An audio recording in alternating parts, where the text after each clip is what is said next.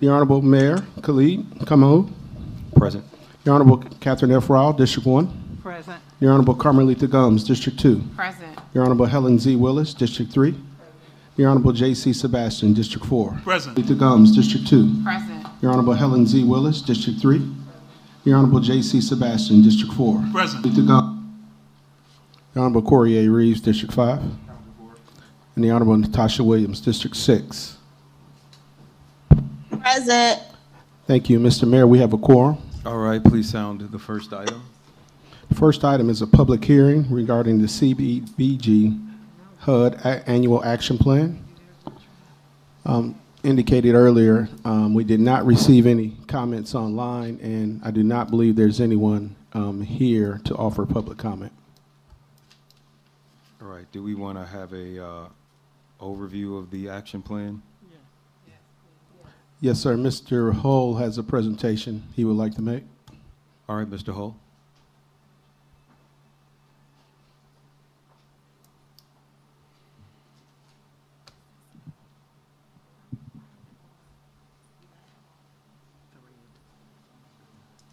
Thank you, Mr. Mayor, members of council, and to the citizens of the city of South Fulton. Today's action item is for consideration of members of council and to the citizens of the city of South Fulton. So the resolution is encouraging the availability of decent housing and expanding economic opportunities within the city. These are the core principles of HUD, U.S. Department of Housing and Urban Development, as it relates to the Community Development Block Grant Program. Adopt programs and activities outlined in the annual action plan and authorizes the submission of the city's annual action plan to HUD and for other lawful purposes.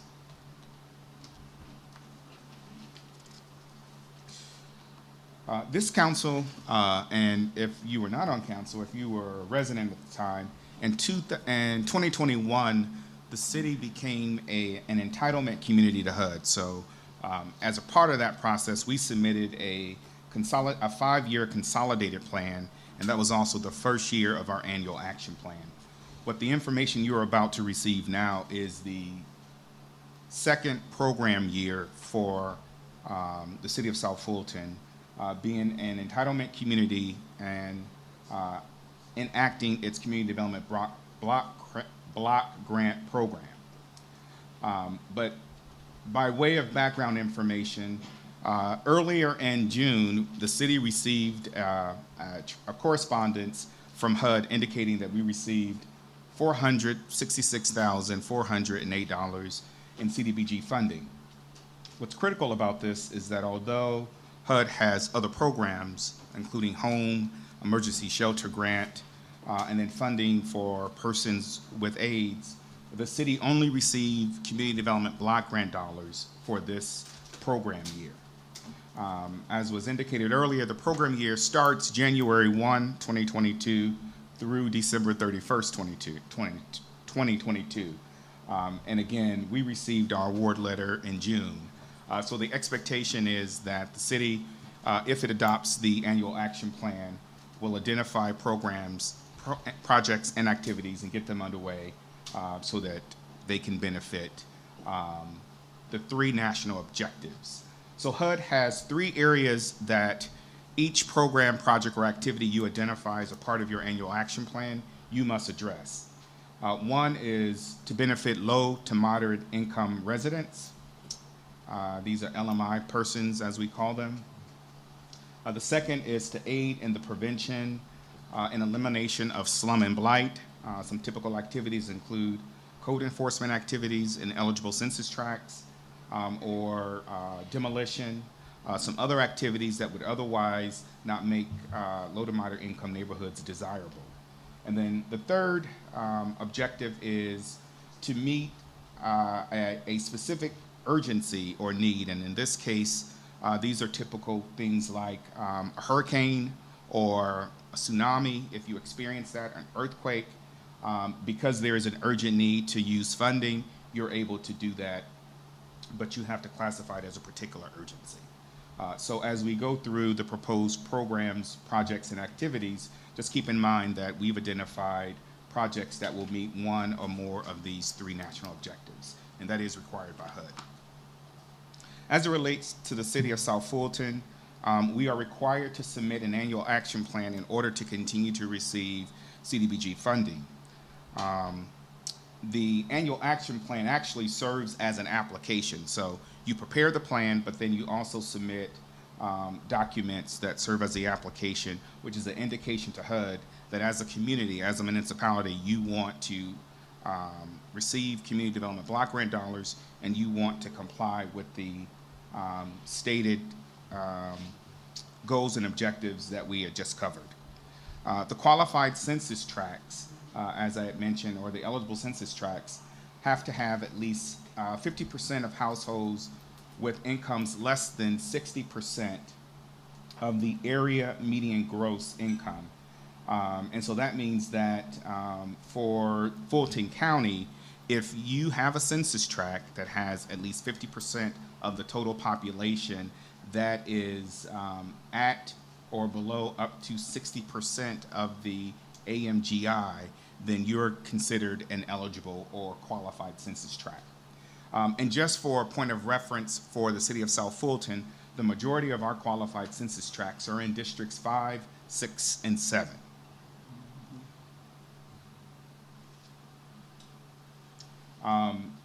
I should mention that there are eligible census tracts in some of the other districts, but they're very small, and in some cases they're not located in neighborhoods. They're located in industrial corridors or in other areas that technically, although they're eligible, they're not neighborhoods, and so they technically wouldn't qualify. So we have eligible census tracts as is outlined in this map, and this map is generated from HUD's census tool data that we have. And as you can see, based upon our geographic boundaries in the dark black, the dark green lines indicate the eligible census tracts or the qualified census tracts. And again, the majority of those would be in districts 5, 6, and 7. So as it relates to the proposed programs, projects, and activities, the city manager and the community development department convened a meeting with the directors of each of the departments to talk about what can be achieved in this program year. And so the first activity is blight reduction and neighborhood revitalization. And this is specific to blight and nuisance abatement. And we're proposing an allocation of this amount in the amount of $125,000. And the idea is that we will use this fund to help demolish structures that are beyond repair. Activity or project number 2 is for public facilities, public infrastructure. As I participated in community meetings and certainly as elected officials for the City of South Fulton, there has been an urgent cry to make sure that we identify funding for public infrastructure. And in this case, the activities that could be considered are sidewalks installed in low to moderate income census tracts, but they could also include any type of repair for public facilities. So those are buildings that we use for the general public, like our parks and recreation buildings that may need some repair, and they would fall into this category. And so for this particular funding level, we've recommended an amount of $223,128. And again, the idea is to provide some type of public facilities improvement. This could also include ADA requirements for some of the public buildings. Again, we talked about sidewalks, or maybe it's just some repair and some renovation of some of our publicly owned buildings. Number 3 is fair housing counseling and legal services. And because this is a Department of Housing and Urban Development, one of HUD's missions is to provide safe and affordable housing. So as a part of our comprehensive consolidated plan, sorry, I'm getting my plans confused here. As part of the consolidated plan, We are required, and we identified one of the recommendations to provide fair housing counseling and services for individuals who may be victims of discrimination, or they just may need some legal services related to any type of housing situation that's going on in their particular life. And so this allocation is being recommended at $25,000, and the idea is to provide education and counseling to anywhere between 50 to 100 people citywide. And then finally, HUD allows, because this is such a rigorous program and there are so many rules and regulations, they allow for the municipality to allocate 20% of the total funding to administer the program. And so we are allocating an additional $93,280 for the administering of the CDBG program, to work with the departments and to make sure that we are in compliance with all of HUD's regulations. Next slide.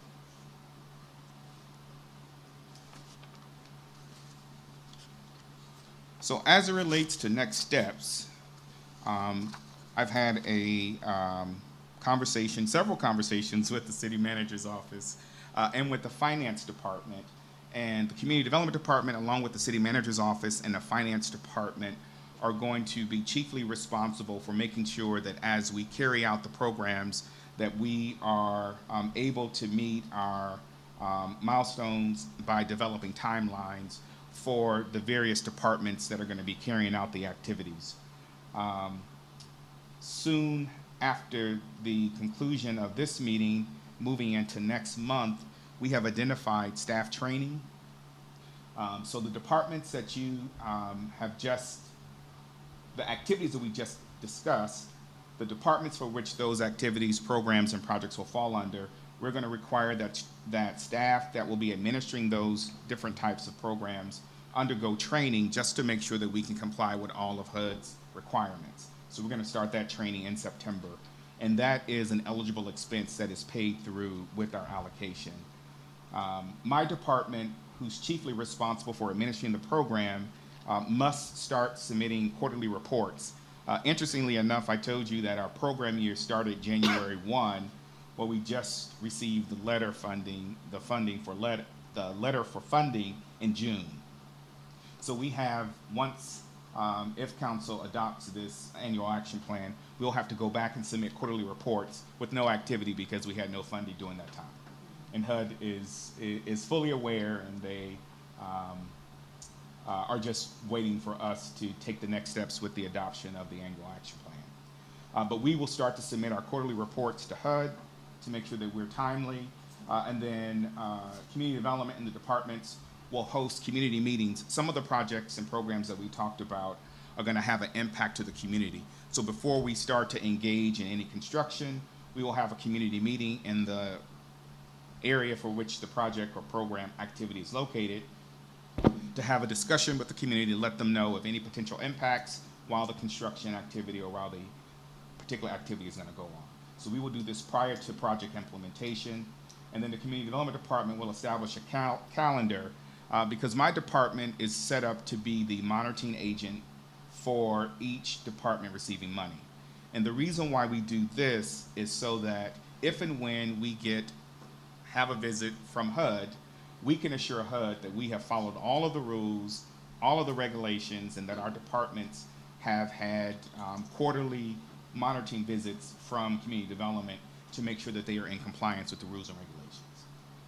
And then finally, just kind of as a check system, a provision for the elected officials, the city manager and the community development department will submit a 6-month progress report to council just to let them know how we're progressing with the activities that we had just discussed. So with that, I will conclude my presentation and available for any questions or comments. All right, we're going to try and use this Novus agenda now. Is it open, Mr. Clerk? Yes, sir.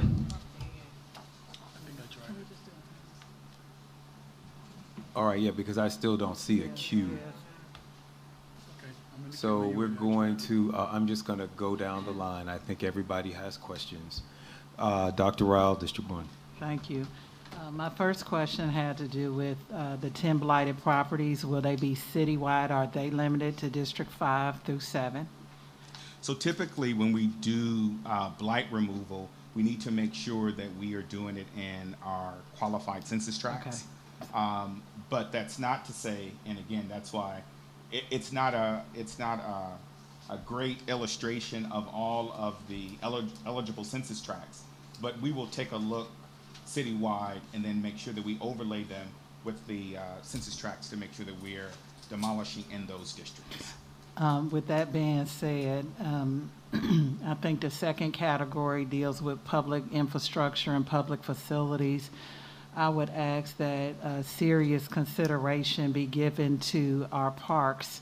I know while we have allocated money through the URA, we have, outside structures that need attention, pavilions, roofs, the things that people are using, particularly in the pandemic, where those facilities are very well used, that we would, look at roofs and painting and doing some of those things across our parks so that we spend this money a little bit more equitably since we're limited in spending in certain areas. Councilwoman Rowell, I will say that for parks, it's a little bit different. Corey, if you can go back to the second slide, I believe, where they list the third slide. Aid in the prevention of slum and blight and benefits low to moderate income persons. That particular national objective doesn't necessarily have to fall into a eligible census tract when you consider something like a park, because the idea behind a park is that all individuals will use it, low to moderate income and those who may not, but the overwhelming benefit will be for those individuals. So that is an example of something that doesn't have to qualify, doesn't have to fall in a qualifying census tract. Right, that's why I said if we have to deal with the blighted properties in districts 5, 6, and 7 from an equity standpoint, to look at parks in general. So thank you. I just wanted to make that comment.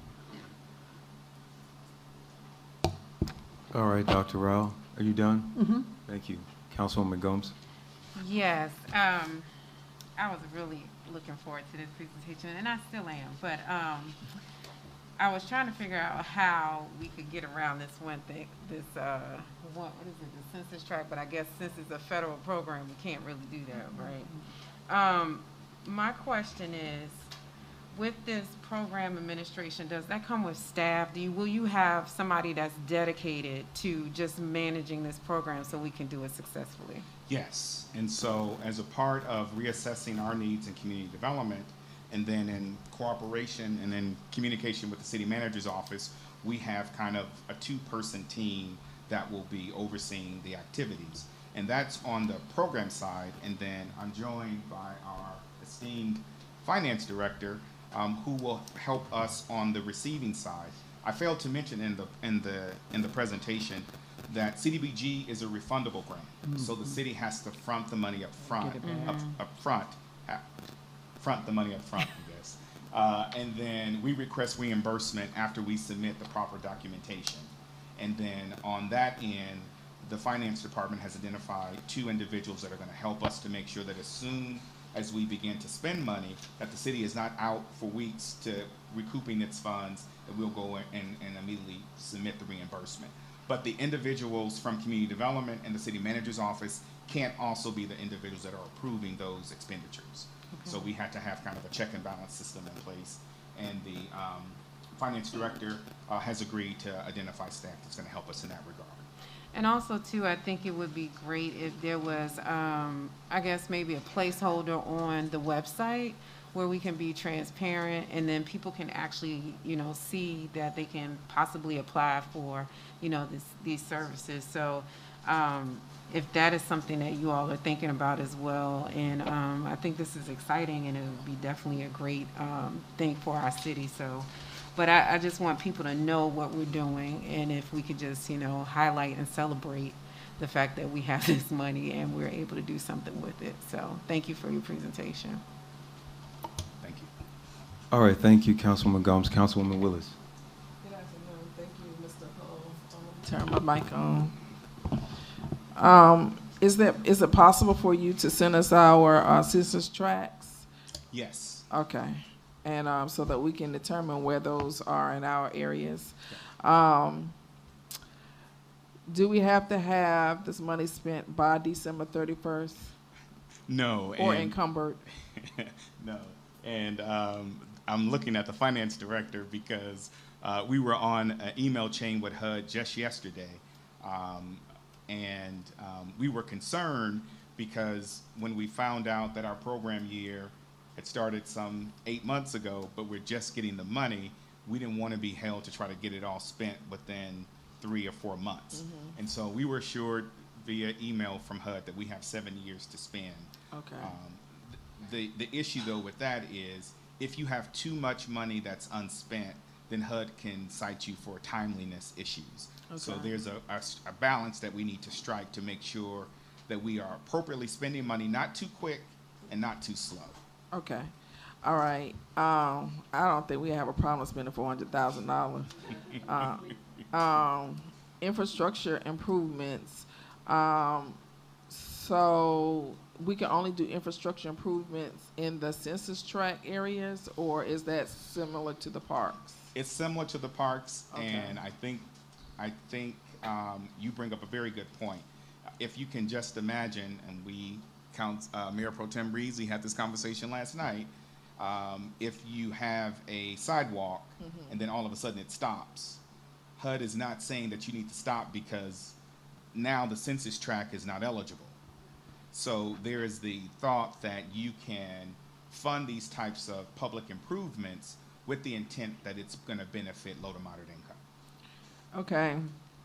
And will we get this amount approximately every year? Because I know that you said you got the letter in June with the 400, telling us we had 466,000.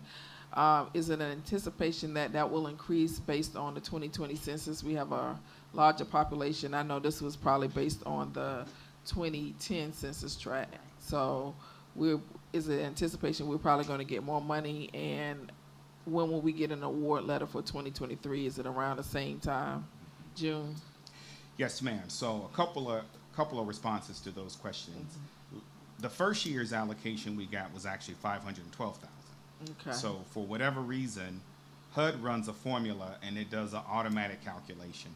As you all know, we didn't decrease in population, so Right. you would think that we would have had an increase. But when HUD ran its formulas, the city of South Fulton got a decrease by almost $40,000 or so, if my math is right. So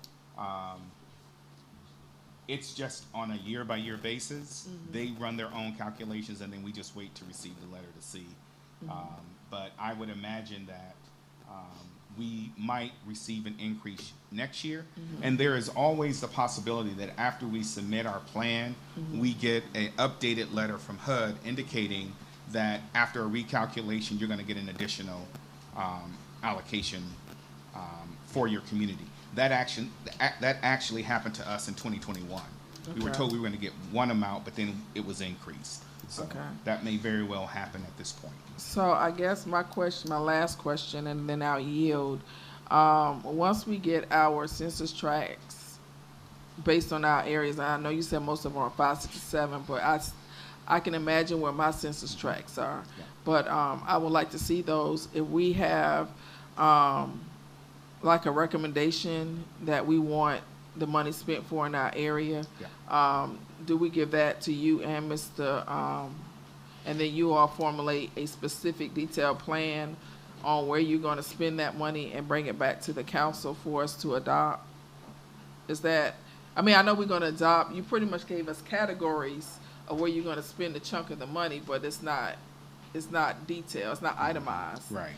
And so, And I will say, we wanted to keep it general. Okay. Because we knew that as we started to implement the program, we were going to be talking to the individuals, elected officials, about specifically what we think would be good, but we Right. still wanted your input in right, terms of where and how to approach it. right. And I agree with your recommendation. I'm glad that you put most of that money in the parks area.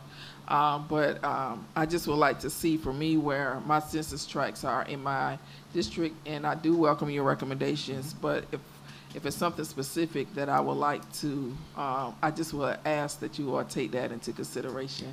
I know that you all are subject matter experts, but we work hard in our districts and we kind of know, what's needed in our areas. So if we just take some of the things that we say into consideration, it will be greatly appreciated. And Madam City Manager, we have a list of eligible activities, so when we provide the elected officials with their census tracts, we can attach that list so they can see all of the eligible. And I don't want to get in the day-to-day operations, but I just want to make sure certain things are addressed in the less developed census tract areas. All right, Indeed. thank you. Councilman Sebastian? Thank you, Mr. Mayor. Mr. Holt, thank you for your presentation. As I sit here and listen to this, I just can't help but to be reminded of the fight that happened across this county over CDBG funds a few years ago.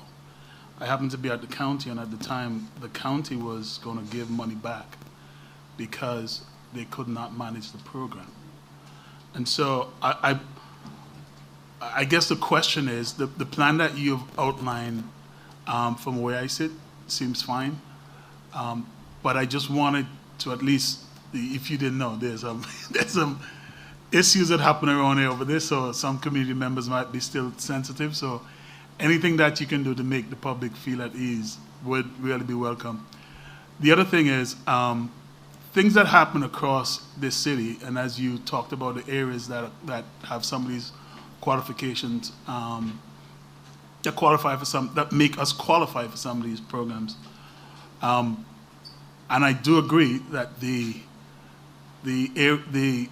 strategy of having to use the funds across other things, but at the same time, I agree with Councilmember Willis in that although we may have areas where income-wise in our districts may not qualify because of the lack of investment long-term, we do have areas that really need some attention from all sorts of funding. So I'm hoping that as you bring in this fund, that we will look at this not only from a perspective of CDBG, but also holistically, right? From a budgetary perspective, how do we bring the whole thing together so that all areas of the city eventually benefit? So some areas get more love from CDBG, right? But also other areas may have to be funded by other means as well. So just want to make sure that we take that into consideration.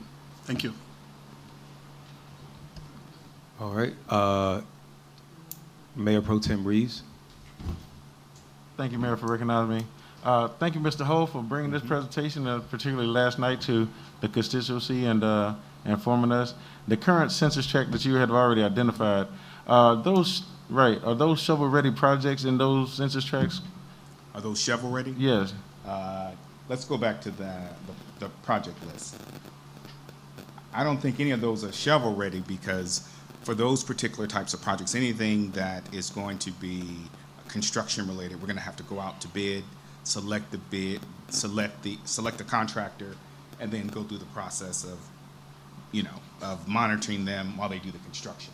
So they're not shovel-ready yet, but part of what we're doing, in fact, tomorrow, the city manager is going to allow me to talk to the department heads tomorrow about making sure that we have our programs, projects, and activities in place so that we can start the new fiscal year with the implementation. So, Corey, can you go back to a couple of slides, almost the end slide, next steps. Basically, part of what we're going to do to try to keep everyone on track, including my department, mind you, and that is establish monthly meetings with departments to identify project milestones and develop timelines. So that's going to be the key, is that we'll meet monthly, and then each department that's received money will need to give a progress report on where they are from setting up their project to starting the implementation. Thank you, sir. And Councilwoman Williams, District 6. And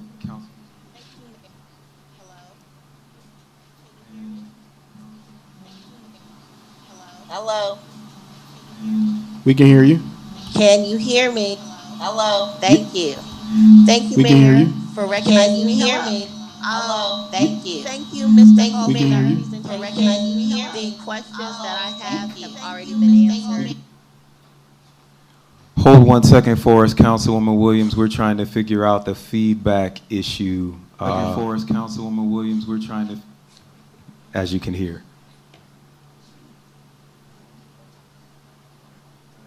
All right, I think you're clear, Councilwoman Williams. All right, I think you're clear, Councilwoman Williams. Should I start over? All right, I think you're clear, Councilwoman Williams. Yes, please. Should I start over? All right, I think you're clear, Councilwoman Williams. Yes, please. Should I start over? All right, I think you're clear, Councilwoman. Yes, please. Oh, okay. Well, that's interesting. I was just thanking Mr. Hall for his presentation.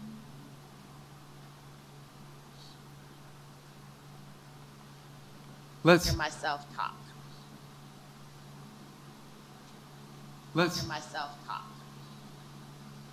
Mr. Hammond, while you're working on that, let me just ask, would it be possible to call Councilwoman Williams and just put her phone to the mic so we don't have to get the feedback just for this section?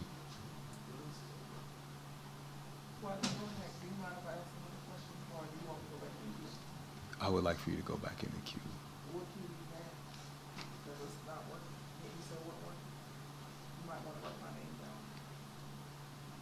Councilwoman Willis, you are unforgettable. I have your name down. Councilwoman up here. You are always. We're going to try the phone and see if that works better. Up here. Always. We're going to try the phone. Okay, go ahead and talk. All right, is that better, everyone? Yes. Thank you. Mr. Hall, thank you for your presentation. I appreciate the information. The questions that I had have already been answered, and so having said that, I will not prolong time by talking just to hear myself talk and yield. All right, thank you. Thank you, Councilwoman Williams. All right, Councilwoman Willis, this is your second time.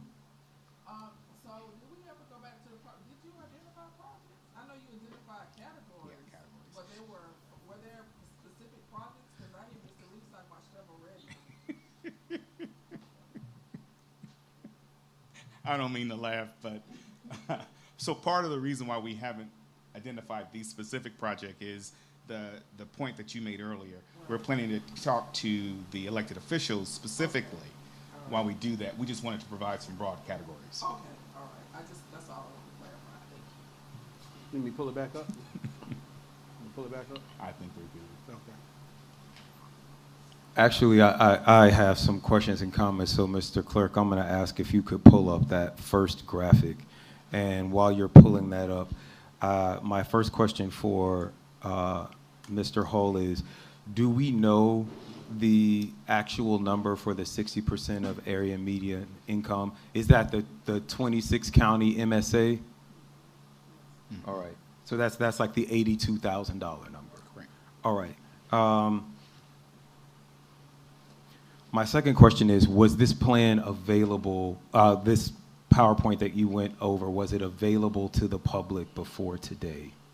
Not the PowerPoint, but the funding levels, the proposed funding levels, we had it posted. I got you. I just, this is, not to berate you or anyone specifically, but I think that we will get more public comment back when we have these public hearings if we have information to share with the public that they can comment on.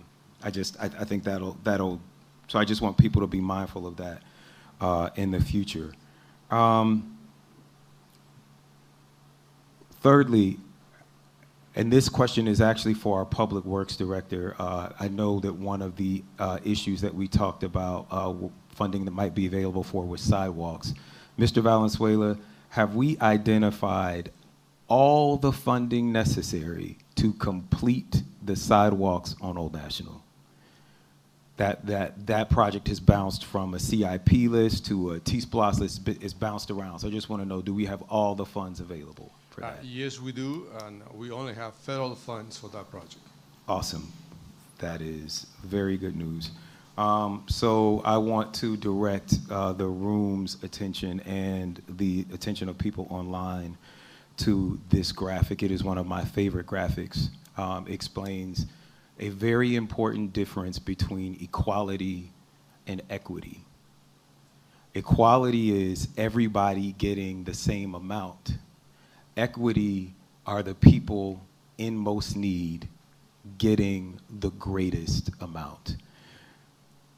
These funds are specifically for working poor and working class families. I actually hope that we lean into what the purpose of these funds are and distribute them in the most inequitable way possible so that we are doing it with the greatest equity possible for the poorest people in our city. And just, I pulled this data up. I had the 26 counties. So the area median income in the 26 counties is $86,200. So 60% or less would be one person making $36,000 a year or less. 60% or less for a family of four would be less than $50,000.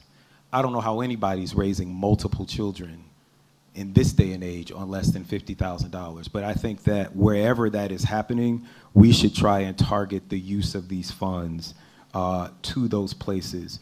And with that, I do have some suggestions that I would like for you to take into consideration. One of them was you had on the list classes, I believe it was financial education and financial literacy classes. We know that home ownership is one of the quickest ways to build wealth in America. So I think that that is one thing that I would like for you to consider. Second, could we get that map of the census tracts? Could we get a citywide zoomable map so that everyone across the city, when we're having these conversations about equity, can see where these pockets of poverty are in our city?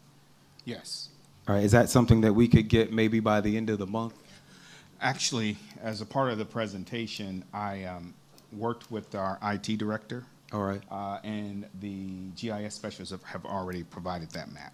All right, and it's zoomable because I see this one, but there's one where we can like actually zoom in and see street level detail. I can see that my street or my neighborhood. We can. It'll right. probably only list the major thoroughfares, but it should provide a little bit more accuracy in terms of location for the city.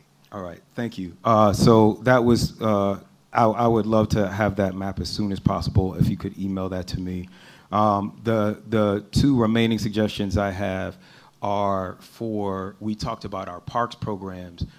Because this money is to benefit low and moderate income persons, I would like to offer the suggestion that we have some sort of subsidy in our parks programs for athletic equipment.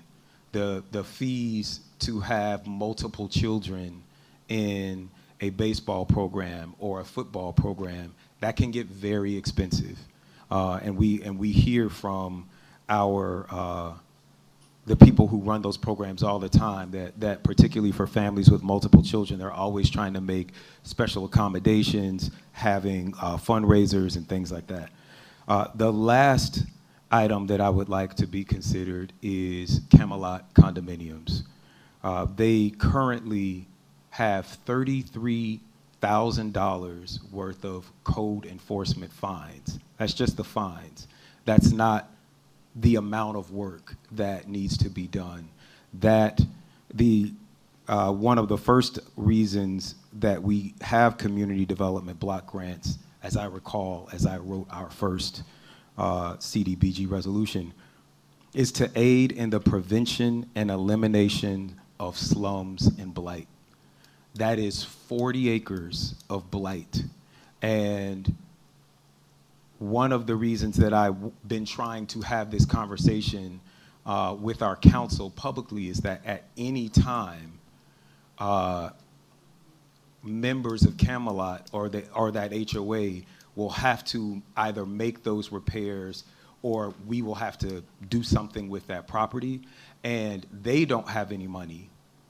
And I want to make sure that should the day come where we have to abate these 40 acres, which would obliterate our blighted property fund, that we have held back some money for these $33,000 in code enforcement fines, many of which have a history of 5 years since we became a city and before.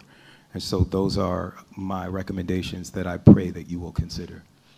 Thank you. Thank you, sir. All right. Chair, Do you have a? I have a question. All right, go ahead, Councilman Reeves. Okay, but you answered my question when I said shovel ready, is that all these projects would come with a timeline and they would come with metrics. Yes. And so, right, but would it be fair to say in the census tracts that you identified that they meet the needs in every category under the CDBG fund? Yeah, and actually, Mayor Pro Tem, they only need to meet one of three. They don't have to meet all three. And typically, the urgent need category is for a catastrophe, like I said, a hurricane or tsunami or earthquake. But you know, by and large, HUD's goal is to address the living conditions of low to moderate income. To provide safe and decent housing is another one of their missions. And so, as long as we are able to identify each program, project, and activity back to one of those three national objectives, we've met the requirements for HUD. Correct. But the census tract that you identified, the areas you identified meets 3 of 3. Yes. Thank you, sir. All right, seeing no further questions, Mr. Clerk, do you want to sound the next item, which I believe is to entertain a motion to approve this resolution? Yes, next item is item 2, request council approval of a resolution encouraging the availability of decent housing and expanding economic opportunities within the city, adopts programs and activities outlined in the annual action plan, authorizes the submission of the city's annual action plan to HUD and for other lawful purposes. Mayor, I would like to make 2, if you don't mind. I will entertain a motion. The first motion I would like to make is to approve the HUD plan that was presented to this council.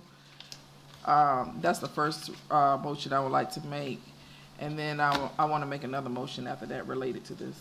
All right. Second. We have a motion properly moved and seconded. Mr. Clerk, please sound the vote. Roll call vote, Councilmember Rao, Yes. Councilmember Gomes. Yes. Councilmember Willis, Yes. Councilmember Sebastian. Yes? Mayor Pro Tem Reeves. Aye. Councilmember Williams. Yes? Mayor Pro Yes. Tem Reeves. Aye. Thank you. Councilmember Williams. The Item is approved. All right, I will entertain the second motion. The second motion I would like to make is for the city manager to present an itemized plan for how these funds are going to be spent to the city council for approval before they are spent. Second. It's been properly moved and seconded. Any discussion? I have discussion. Councilman Sebastian? Yeah, is that contingent upon the communication with each council That's fine. before that list is presented? Yes. Yes. Okay, just want to make sure. Thank you. All right, it's been properly moved and seconded. Mr. Clerk, please call the vote. It's a roll call vote. Councilmember Rao, Yes. Councilmember Gomes. Yes. Councilmember Willis. Yes. Councilmember Sebastian. Yes. Mayor Pro Tem Reeves. Nay. Councilmember Williams. Councilmember Sebastian. Yes. Mayor Yes. Pro Tem Reeves. Thank you. That item is approved unanimously. Mayor. No, there was one. There was actually one nay. I'm sorry. There's one way. No, one nay. Mayor Pro Tem Reeves, nay? Okay. So that is approved 5-1. Mayor. Councilwoman Willis? Yes, so it's just for the record, I just want to make it clear that we have approved the plan, and before any funding is expended, that the plan, and that the itemized plan must be approved by this council. Thank you. Mr. Clerk, please call the next item. Next item 3 on the printed agenda. It's request council approval of a special event permit for a motorcade at Zion Hill Baptist Church for the church anniversary on August 20th, 2022 at 10 a.m. I move that we approve the special event permit for a motorcade at Zion Hill Baptist Church on August 20th at 10 a.m. So Second. move. It's been properly moved and seconded. Mr. Clerk, please call the vote. Roll call vote. Councilmember Rao? Yes. Councilmember Gomes? Yes. Councilmember Willis? Yes. Councilmember Sebastian? Yes. Mayor Pro Tem Reeves? Aye. Councilmember Williams? Councilmember Sebastian? Mayor Yes. Pro Tem Reeves? Thank you. That item is approved unanimously. All right, thank you, Mr. Clerk. Please sound the next item. Next item is discussion, consideration of mask mandate for all city facilities. It's placed on the agenda by Mayor Khalid. Thank you, Mr. Clerk. I did place this item on the agenda. You all may notice that I am not wearing a mask now, but I am behind this plexiglass and will put the mask on every time that I get up. I've asked for this item to be on the agenda under the advisement of our Fulton County Health Director, Dr. Lynn Paxton, who came to us from the CDC. I talk with her regularly about her COVID prevalence report as well as monkeypox, pandemic of the day. And Dr. Paxton has suggested that we do return to masks, wearing masks indoors. So I am asking for our council to consider reenacting our mask mandate for all of our indoor facilities until we have received some guidance from to the contrary from Dr. Paxton. I do want to, I always believe in trusting the science and following the science. It is what I have done throughout this pandemic. So with that, I will open it up for discussion. I heard Councilman Sebastian first. Thank you, I Mr. see in the queue, just give me 1 second. We're going to get hands. Everyone's computers are not available. I have Dr. Rowell and Councilwoman Gomes. Go ahead, Mr. Sebastian. And Councilwoman Willis. Thank you, Mr. Mayor. Yeah, I'm also not wearing a mask. I couldn't take it with the heat. Plus, I've been fully vaccinated and I still got COVID. The recent guidelines from the CDC actually even eliminates social distancing, right? So I don't know how what updated information we've gotten from Dr. Paxton, Mr. Mayor, but the CDC actually have relaxed some of these restrictions even more. I don't mind either way, anywhere we go, but I just want to make sure we know that it seems as if we're going in one direction and the CDC is kind of going in another. Unfortunately, it seems as if COVID is here to stay for a while. It's just how much of an impact it has on you based on your personal preference to be vaccinated or not. So I just want to make sure we're not forcing people back into masks who are fully vaccinated and really don't really want to wear a mask, because while some people are still dying, it is surely not as deadly as it first was. So that's all I got to say for now. All right, I do just want to respond. So this guidance that I got was not from the CDC. It was from our Fulton County Health Director, Dr. Lynn Paxton. I think that our numbers tend to be a bit higher here in Fulton County, particularly in South Fulton, where it is also the case that, and not just speaking about COVID, but also speaking about monkeypox, which could be transmitted through the air. We just, those of you who watch Channel 2 just heard about a case of possible transmission. And it is worth noting that 90% of the monkeypox cases in the state are currently happening in Fulton County. Dr. Rao. I actually support this, Mayor. You know, I've been one to want us to have ultimate flexibility dealing with the pandemic. It is our new norm, whether we want to accept it or not.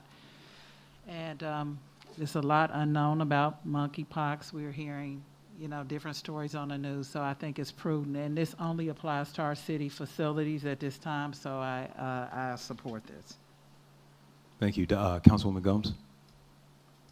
I support it as well. One of the things that I would like if Dr. Paxton can actually come and present, or you can set something up so she can kind of give us some background, the same information that you have. I think that's important because we're all kind of don't understand this monkeypox thing, and I just think it would be for the edification of the public. Also, too, I mean, pretty much we can mandate it in our city facilities, but of course, people are still going to make decisions, you know, whether or not to wear a mask or not. So at the same time, I do support it, but I do want to make sure that people still have their individual rights as well. Awesome. Would you like to see this monkeypox or just overall medical update in our September work session? I think that would be good. All right. Councilman Willis? I actually think that we need to do a better job with these partitions. These partitions are not giving us the protection that we need. And so I would like, you know, I do support the mask mandate, but I also would like if some kind of way that we motion that we get larger partitions to protect us.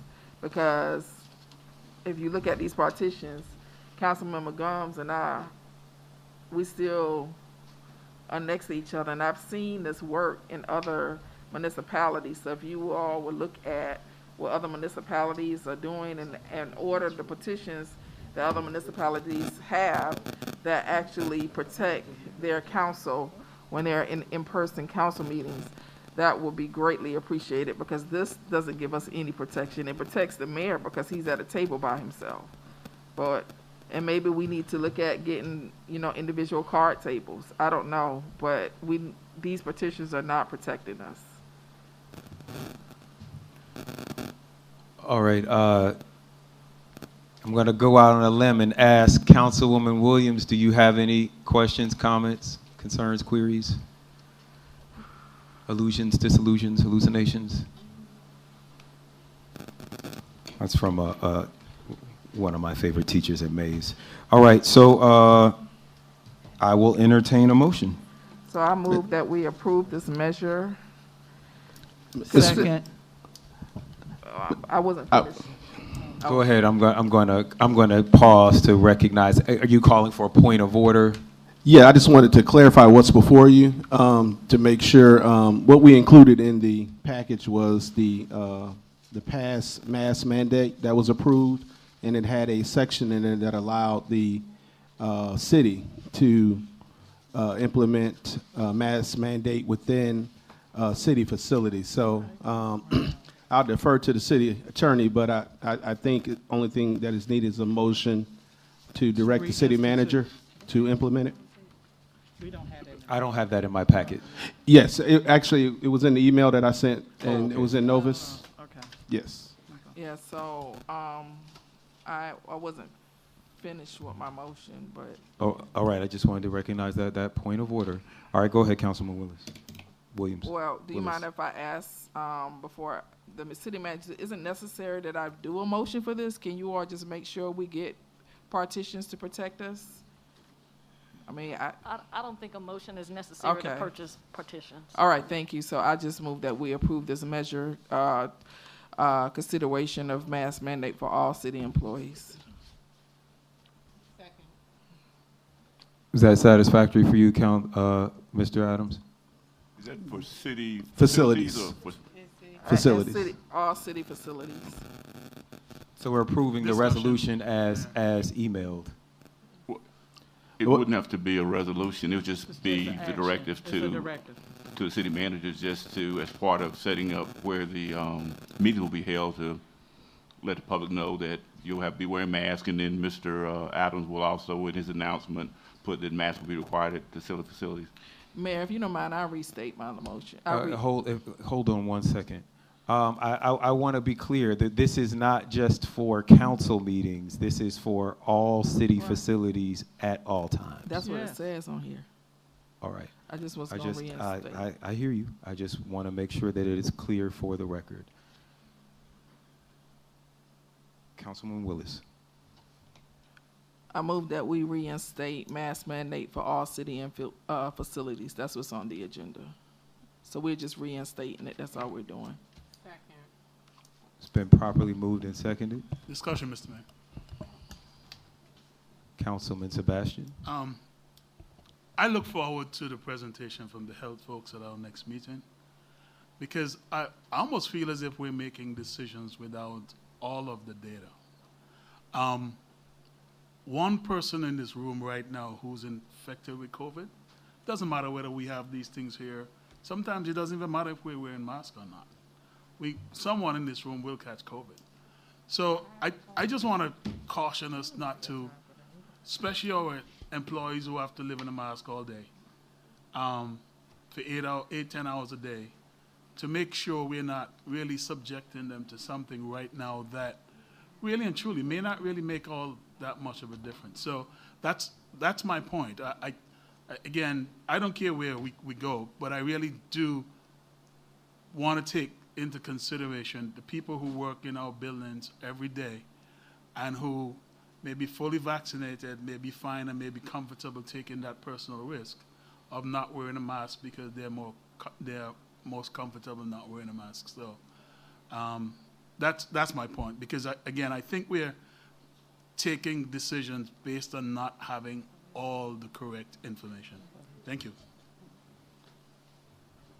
All right, I wanna just ask a question while we're in discussion, because I do not have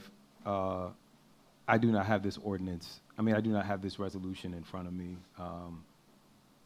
I do like to have things in writing so that it's clear. But is it possible, Madam City Manager, that if someone or Mr. City Attorney, that if someone is sitting in their office alone with their door closed, that they can take their mask off? And is that something that we can write into the resolution? I don't think you'd have to write into the ordinance that just reserved the right for the city to impose mask or facial coverings inside city buildings. I think that the city manager, when she can put in writing that, for example, like you mentioned, if somebody is not around, somebody not in contact, that they could take their mask off. So she can just make it more specific. Madam City Manager, would you be open to that? Yes, I would be open to that, because in most cases, that's probably what I would be doing. If I'm inside of my office and no one is inside speaking to me, then I would have my mask off. If somebody were to come into my office, then I would put my mask on. Thank you. Mr. Sebastian, does that help ameliorate some of your concerns? All right, awesome. Are you ready for the vote? Okay, all right, we're going to, Mr. Clerk, please call the vote. We have a motion by Councilmember Willis, seconded by Councilmember Gumbs, to approve a mask mandate for all city facilities. Roll call vote. Councilmember Rao. Yes. Councilmember Gumbs. Yes. Councilmember Willis. Yes. Councilmember Sebastian. Yes. Mayor Pro Tem Reeves. Aye. Councilmember Williams. Sebastian. Yes. Mayor Pro Yes. Tem Reeves. Aye. Thank you. That item was approved unanimously. Unanimity. It's a beautiful thing. So we are at the end of our agenda. I will entertain a motion to adjourn. I'd like to Motion to make a adjourn? motion to adjourn. So moved. Second. It's been properly moved and seconded and thirded and fourth. Mr. Clerk, please call the vote. Roll call vote. Councilmember Rao. Yes. Councilmember Gumbs. Yes. Councilmember Willis. Councilmember Sebastian. Yes. Mayor Pro Tem Reeves. Aye. Councilmember Williams. Councilmember Sebastian. Yes. Yes. Mayor Pro Tem. Thank you. We are adjourned at 4:58 p.m. Thank you. All right, everyone, please mask up on your way out. Thank you very much.